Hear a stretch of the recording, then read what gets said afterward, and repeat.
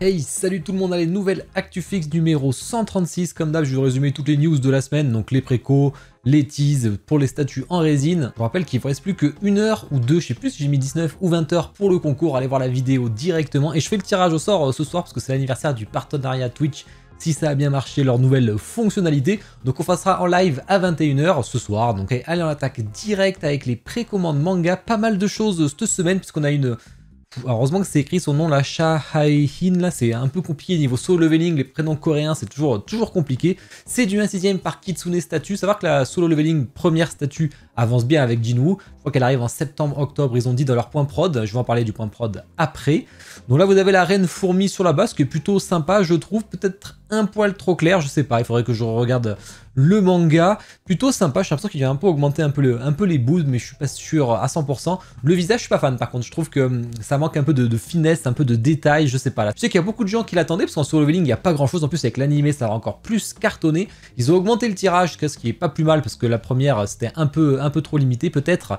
Là ils l'ont augmenté, donc c'est cool, surtout que l'animé qui arrive. Le prix fait un peu mal, mais bon maintenant c'est le prix des 1/6, ils ont tous augmenté de toute façon en France, donc moi ça me choque pas. Je sais que ça va en déplaire plusieurs. J'en ai vu qui l'ont préco déjà sur le Discord.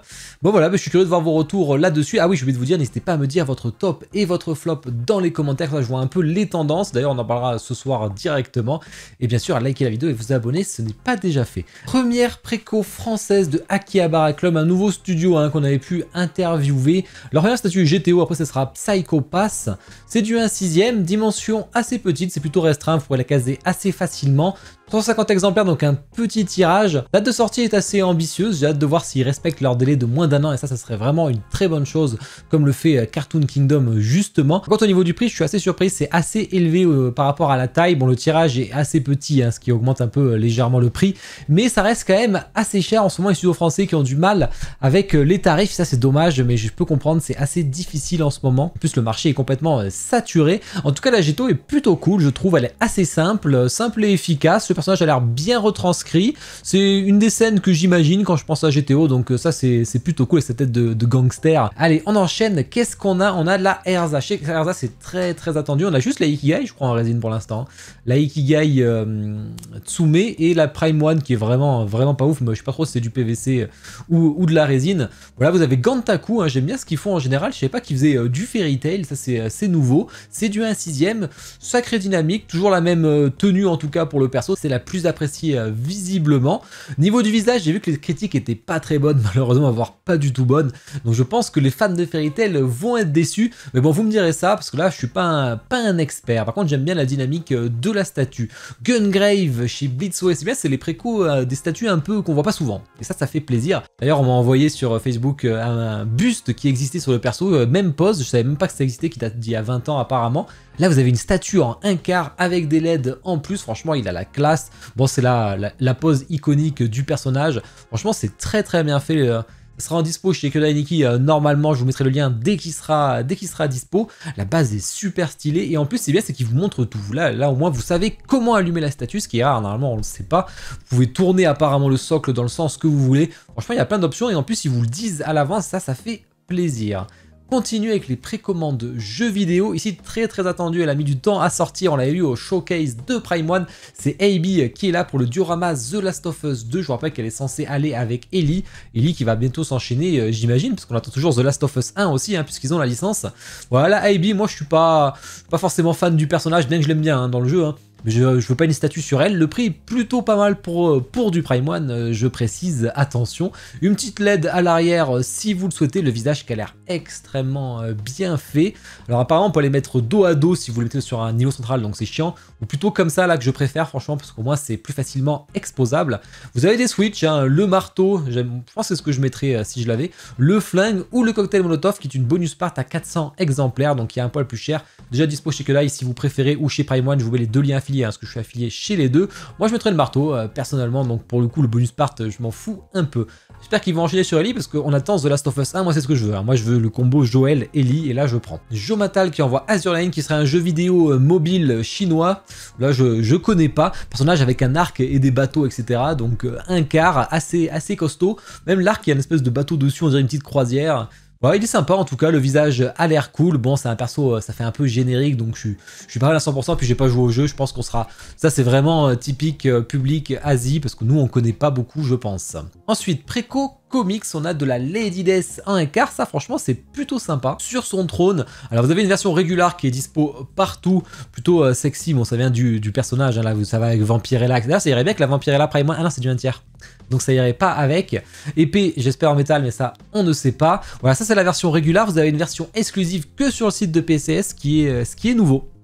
On n'avait pas ça avant, maintenant on prévient, il commence à le faire et ça va être embêtant, vous allez voir dans les teases, ça va m'embêter un peu. Mais bon, donc là vous avez une espèce de statue de la mort que vous pouvez mettre à côté ou derrière, le but c'est de la mettre derrière, clairement, c'est pour vous la montrer. Et vous avez une version encore plus limitée qui a, bon, à 50 $ plus cher, vous avez des LED dans les flammes, ça me paraît pas primordial, mais pour 50 $, ça peut valoir le coup d'aller les chercher. Après PCS à importer en exclusif, ça va coûter très cher. Donc là mieux vaut acheter la régulière en boutique chez Kyoda Niki, ça viendra moins cher, sauf si vous voulez à tout prix la mort. Préco Marvel, pas grand chose, c'est du Iron Studio en indice, comme d'hab, ils envoient toutes les précos d'un coup. On a un Venom, hein, version normale ou version Deluxe, qui est beaucoup plus sympa d'ailleurs.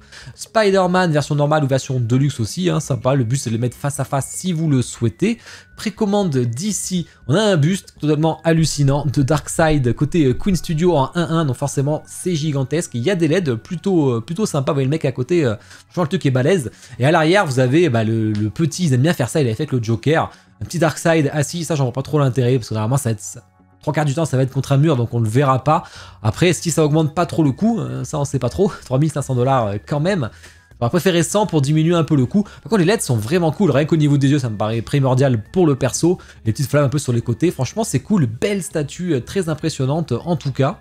Ensuite la Trinité chez Weta, alors elle se vend individuellement à 399 $ chacun ou 999 $, donc c'est un peu moins cher si vous prenez le trio d'un coup. C'est une open edition, hein, donc là ils font des batchs de 1000 comme d'hab et puis après ils continuent à en refaire dès qu'on arrive à 1000 commandes. Voilà, bon c'est pas fou, on est sur Justice League, bon après c'est du 1/6, donc c'est pas mal par contre parce qu'on n'en a pas sur ce genre de personne, on a que du 1/3 ou du 1/4, là ça peut permettre à plus de gens de l'avoir. Iron Studio, une petite Wonder Woman en indice qui est vraiment cool je trouve, là c'est pas très cher pour le coup leur indice, on va voir le prix abusif après. Préco film, série télé, si on a un petit Felbis franchement qui est vraiment cool, la pose un peu iconique du film Seigneur des Anneaux en plus, ça c'est moi c'est ce que j'achèterais si je voulais le Felbis. Après là c'est du 1/10 donc c'est un peu petit, un quart ça serait carrément gigantesque, mais franchement elle est cool. Open édition là aussi à souligner, on a une nouvelle variante exclusive pour une Comic Con chez Twitterhead du pet de mignon là de The Master of the Universe, donc en bleu cette fois-ci. Voilà, bah, il faut l'acheter sur place à 209 $. On a un Ultraman de XM encore avec une variante en 60 cm cette fois-ci. Bon, bah, toujours plus de Ultraman, hein. D'ailleurs des LED visiblement, ça serait assez surprenant chez XM.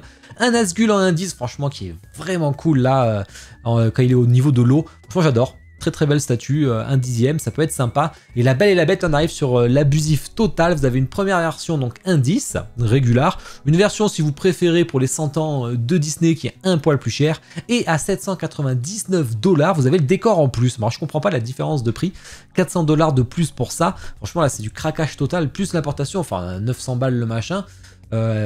J'ai du mal à comprendre les prix de Iron Studio franchement, là c'est le prix d'une 1/4 ou d'une 1/6 incompréhensible, et c'est pareil sur Retour vers le futur, les personnages sont à 149 ou 159 $, je sais plus, la voiture est à 1999 $ quand même, hein, pour du 1/10, et le diorama complet est à 2199 $.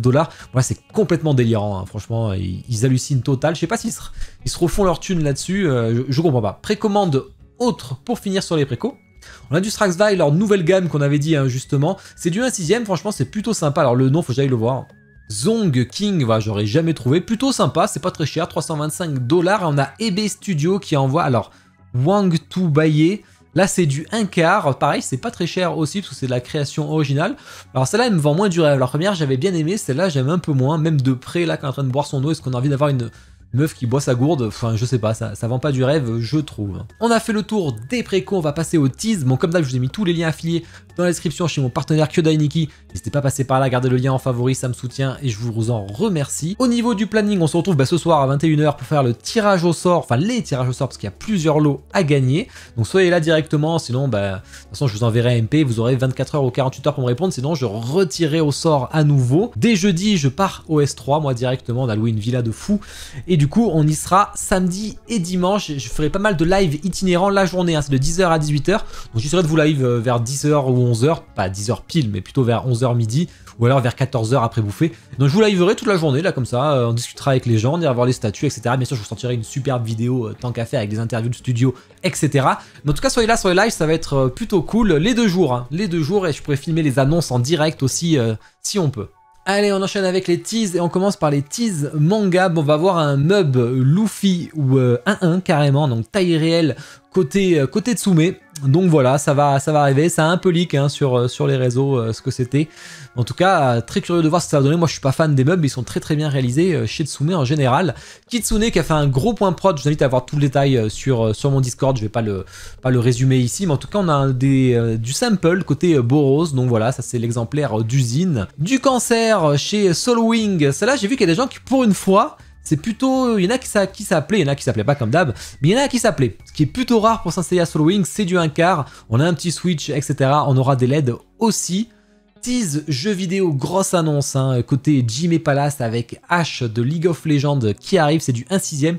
Je vous ai déjà unbox le Lucian, vous pouvez aller le voir, c'était le prototype qui est d'ailleurs pas encore arrivé en France, donc allez voir la qualité, franchement pour du 1/6 et le prix c'était vraiment cool. Je vous conseille de prendre chez Kyodai Nikki, je vous mettrai le lien directement dès qu'elle est dispo, bien entendu. Franchement c'est beau, au début je croyais que c'était Sylvanas, j'étais trop content, bon 1/4 j'aurais préféré, mais non c'est Ash, franchement elle a l'air hyper classe. Tease d'ici, ici on a XM et Legendary Beast qui envoient toujours leur 1/3, donc 2 Batman, il y aura des Switch et là c'est la deuxième tête comme on voit, visiblement il y aura du Alfred sur la base tant qu'à faire. Tease, film, série TV, le Nazgul qui est à 500 exemplaires chez Prime One, ce qui est plutôt correct vu ce qu'on a vu sur les autres tirages. Avatar qui arrive côté First for Figure, donc en fait c'est une PVC, hein, mais il y aura une base en résine pour la définitive édition, donc voilà, comme ça je vous la posterai aussi. Du Clint Eastwood, et ça franchement c'est beau, en 1/4, elles sont excellentes.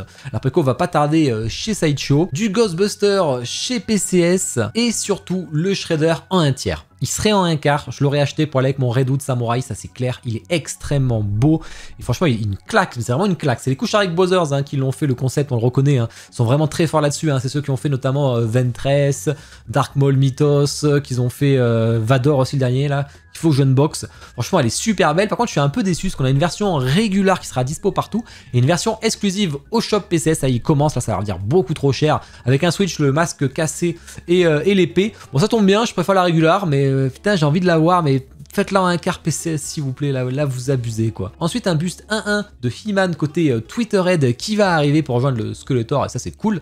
Old Boy qui arrive chez JND en 1/3, la préco va pas tarder mais ça a l'air extrêmement bien fait comme d'habitude. Des tirages pour le Gypsy Danger côté Prime One, donc 20 exemplaires pour la régulière, c'est sans les bras comme ça, ou 80 exemplaires pour avec les bras, bon c'était assez cher forcément, ça m'étonne pas, puis Pacific Rim c'est plus un truc hype actuellement. Sur la statue entière c'est 50 et 250 exemplaires pour la version Deluxe, donc vraiment des petits tirages. Le Alien Big Shape que je regrette, je vais toujours regretter d'avoir pas préco, là franchement 400 exemplaires, je peux toujours craquer mais bon j'ai pas la place pour tout. En version Deluxe, elle est qu'à 100 exemplaires, les gens veulent plus la bouche fermée que la bouche ouverte visiblement, et en version Muséum 120 exemplaires, ça je ne trouve pas l'intérêt. Tease autre pour finir, on a Gorax qui est en fin de prod, qui va pas tarder à être ship, côté va être ship dans les prochaines semaines, et voilà. On a fait le tour de l'actu. Je vous ai fait 2 super unbox hein, ce week-end. Allez les voir hein, parce que je vous ai fait le Meruem Komugi qui est incroyable. Et je vous ai fait la Château Ambulant qui est encore meilleure que la Totoro. Bon allez, n'hésitez pas à me dire en commentaire ce que vous avez pensé de tout ça. Puis à tous une bonne journée, une bonne soirée. Ciao.